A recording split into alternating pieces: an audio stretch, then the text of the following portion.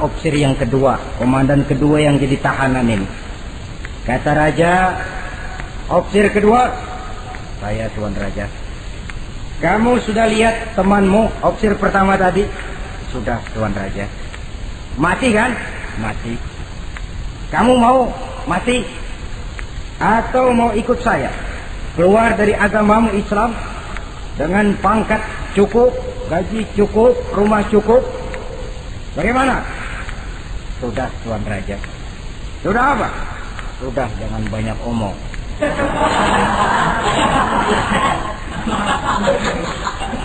Maksud kamu bagaimana? Saya sudah tidak sabar pengen nyusul teman saya yang barusan Tuan Raja.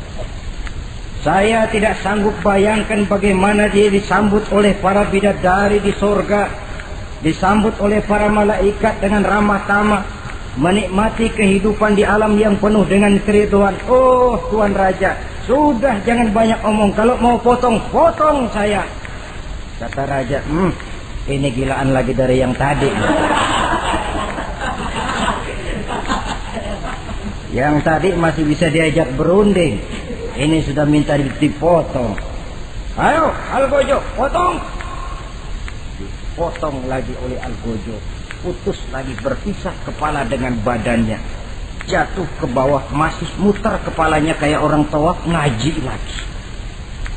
Ayatnya yang dia baca, wujuhu yawma izin nadhirah, wujuhu yawma izin nadhirah, ila rabbiha nazirah. Wajah mereka pada hari itu berseri-seri, kepada Tuhannya mereka memandang, matanya terpejam dengan rapat, bibirnya senyum menghadap Allah. Syahid lagi yang ketiga ini. Nah, kata Raja, sekarang komandan opsir yang ketiga, panggil. Opsir ketiga, saya Tuan Raja. Sudah dengar nasib dua orang temanmu? Sudah Tuan Raja. Mati? Mati. Kamu bagaimana? Saya mau hidup Tuan Raja. Jadi kamu mau ikut saya? Mau Tuan Raja, saya mau. Mau meninggalkan Islam sebagai agamamu? Mau Tuan Raja.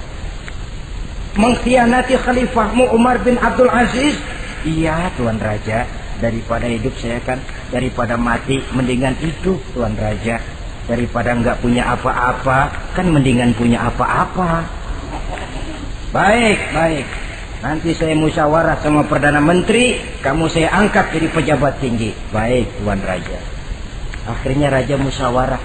Perdana Menteri, saya Tuan Raja. Ini opsir ketiga baik ini, mau ikut kita keluar dari Islam. Kita angkat jadi apa dia? Itu sih urusan Tuan soal angkat mengangkat. Cuman saya pikir-pikir kok aneh Tuan Raja. Aneh bagaimana? Ini opsir ketiga ini kok mau ya meninggalkan agamanya.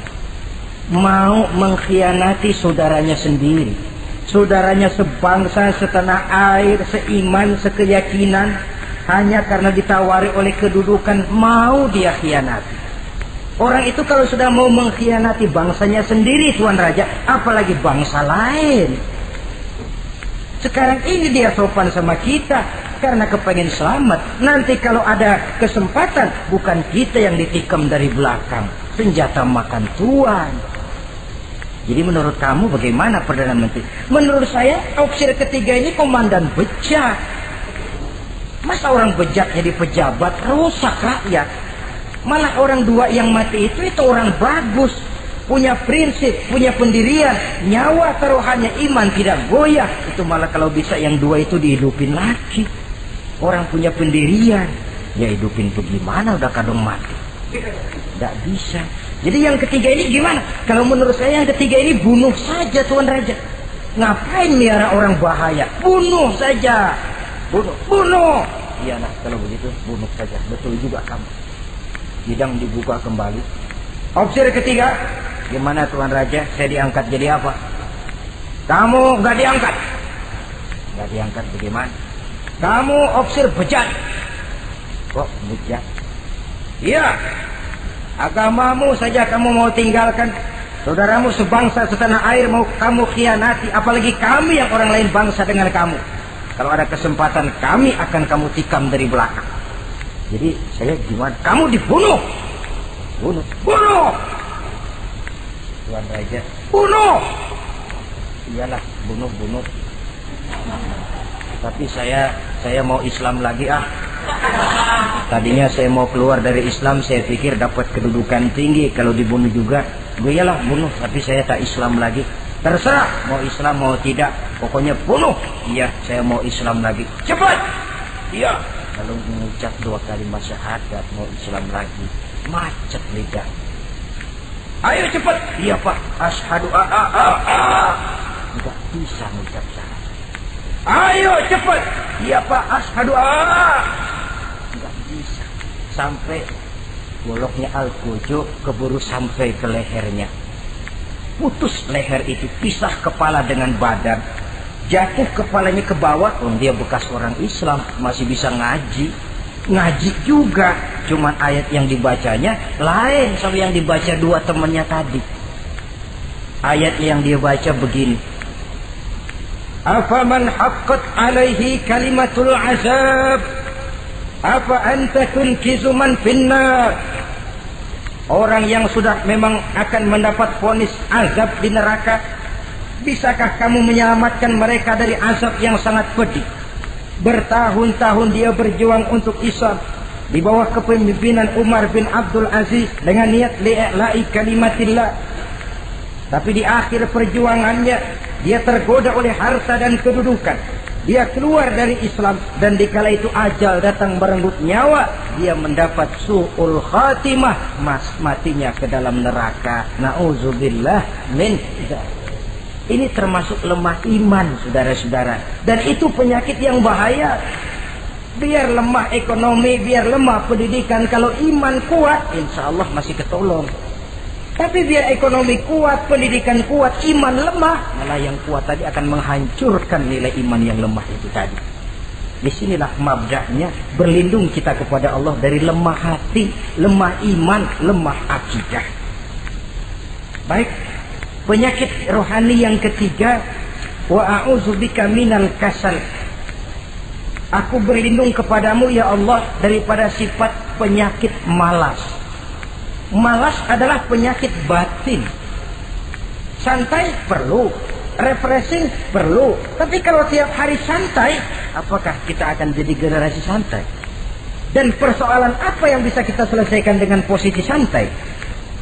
An-Nisa ayat 95 menegaskan, la yastabil qa'iduna minal mu'minina ghaira ulid darari wal mujahiduna fi sabilillah.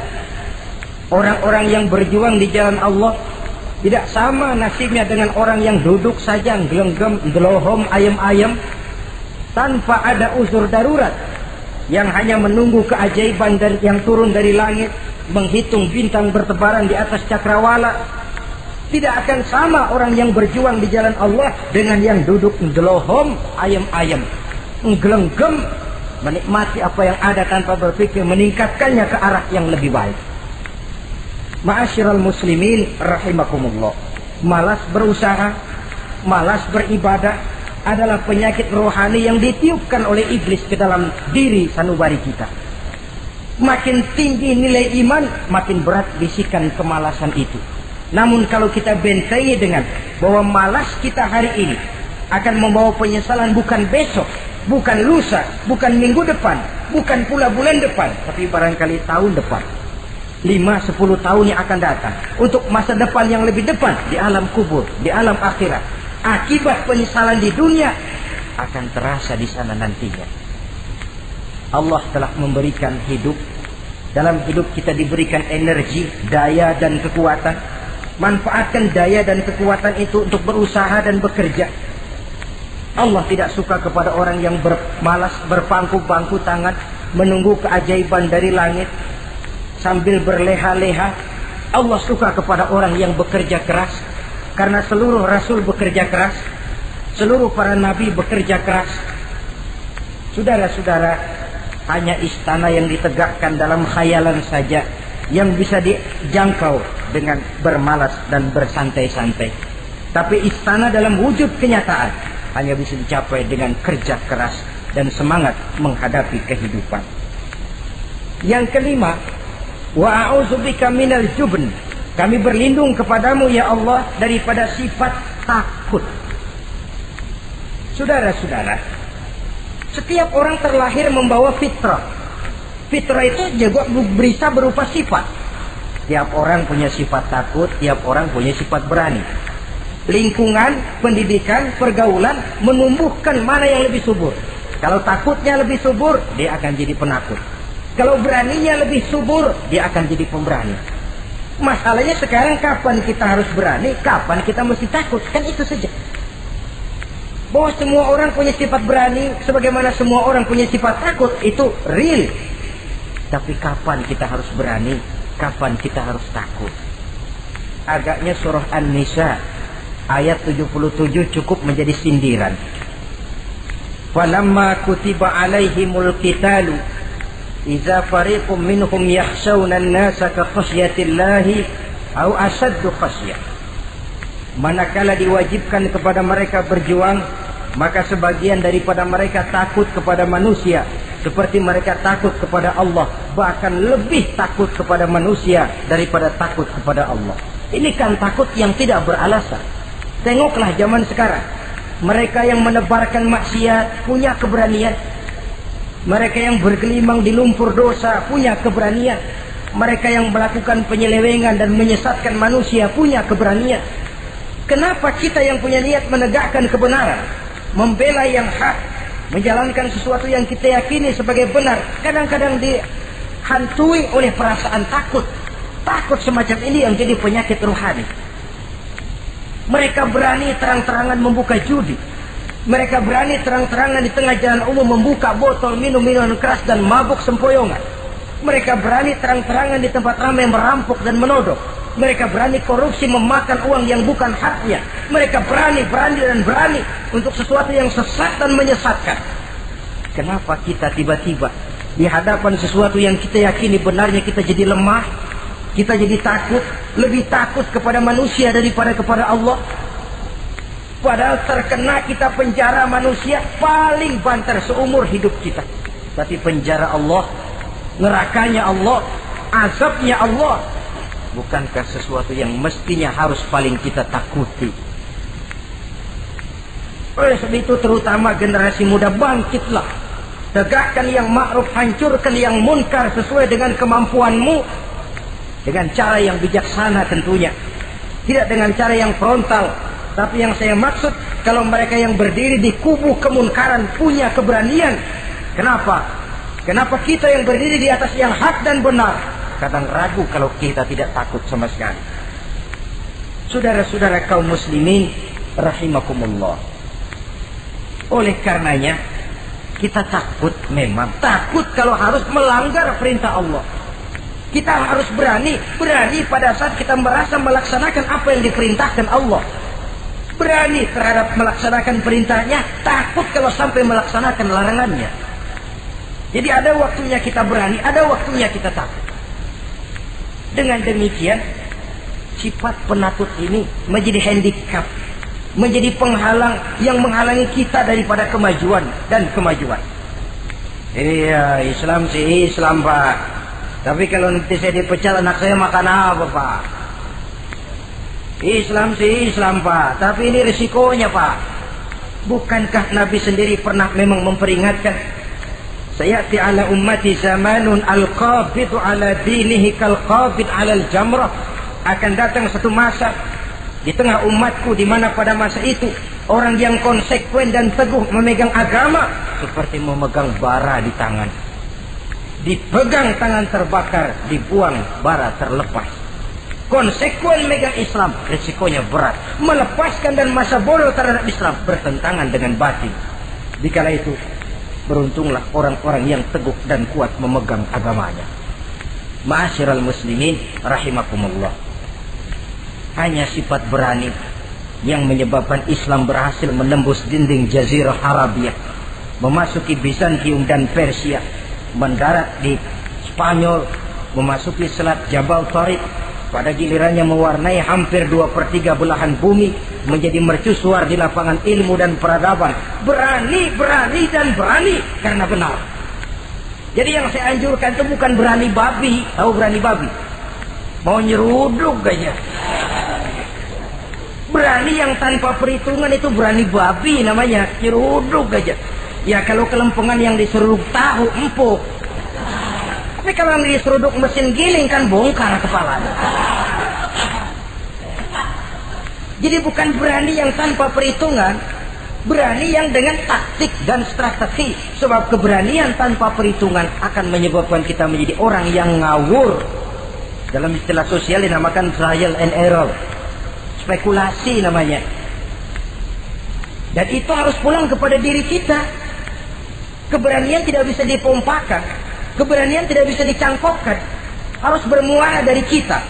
Contoh saja, ketika Nabi dan Abu Bakar di Gua Sur, Quraisy kafir yang ngejar sampai di situ, kalau mereka nengok ke bawah, Nabi akan kelihatan. Abu Bakar sedikit grogi, Nabi tampil dengan mantap, la takhaf wa la tahzan ya Abu Bakar, innallaha ma'ana.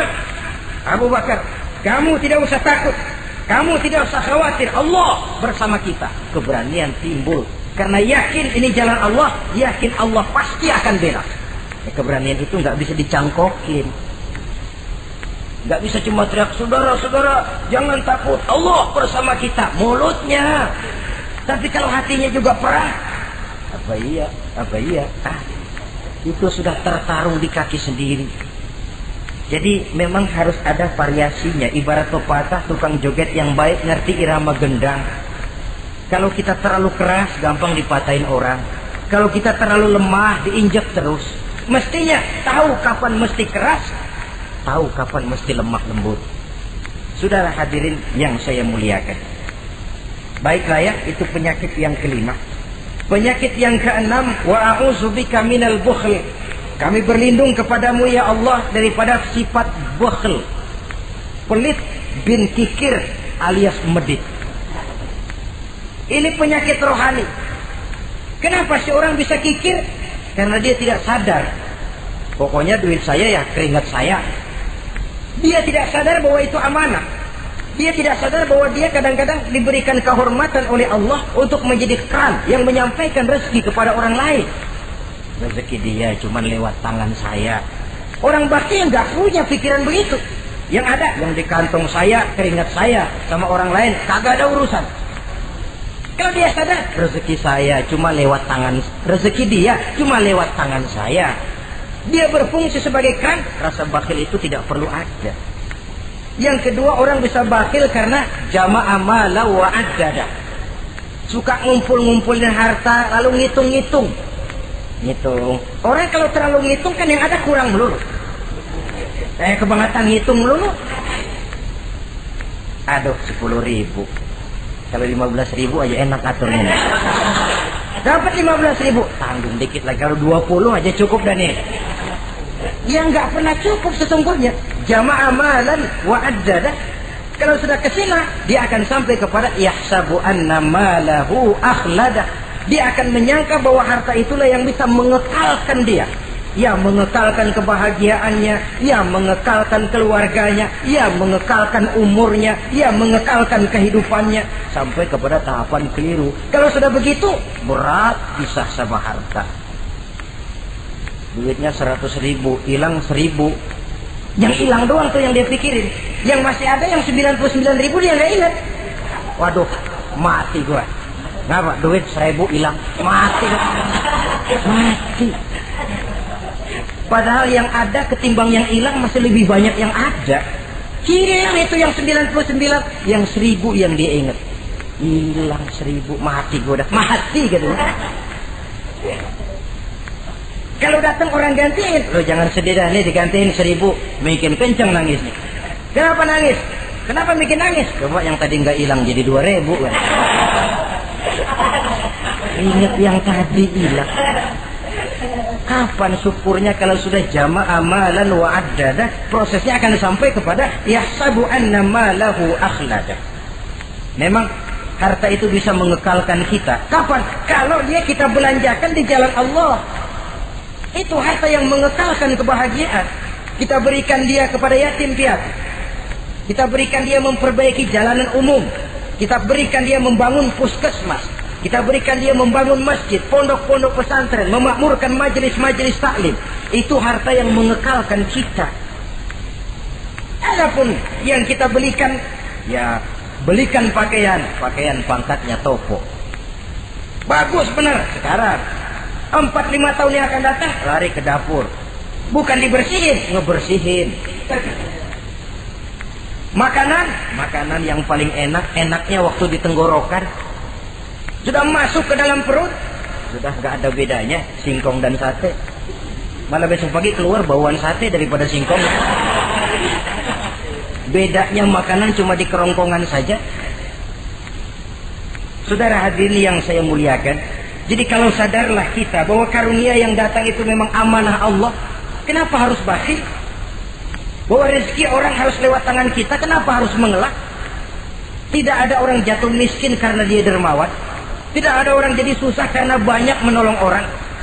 Karena mungkin keberkahannya yang penting itu.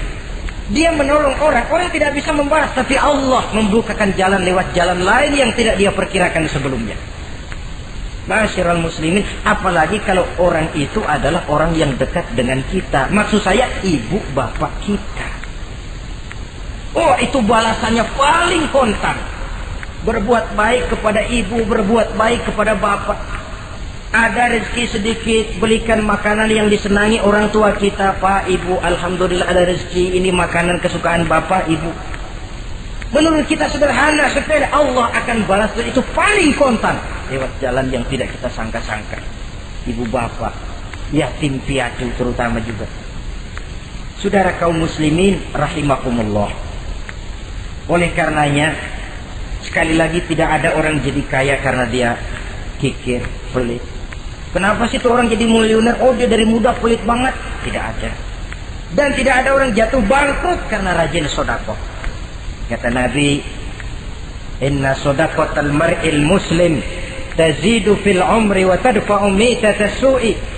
Sesungguhnya sedekahnya seorang muslim bisa menambah panjang umur dan menyelamatkan orang dari mati secara su'ul khatimah. Panjang umur bisa artinya jumlahnya tambah, bisa berarti walaupun orangnya sudah mati, namanya tetap hidup dikenang orang kebaikannya. Itu pun panjang umur namanya. Namanya tidak hancur, walaupun jasadnya hancur masuk ke dalam tanah dimakan oleh cacing tanah.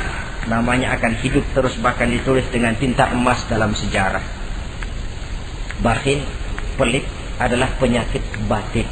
Dokternya agama dan kemauan diri merubahnya dengan sadar bahwa karunia adalah amanah. Ini penyakit bakhil nggak bisa ke rumah sakit, ke rumah dokter medis. Dokter, saya punya penyakit pelit, bagaimana ngobatinya? Suntik. Tidak bisa. Suntiknya adalah agama, saudara-saudara. Yang ketujuh, wa min ghalabatid dain, inti doa.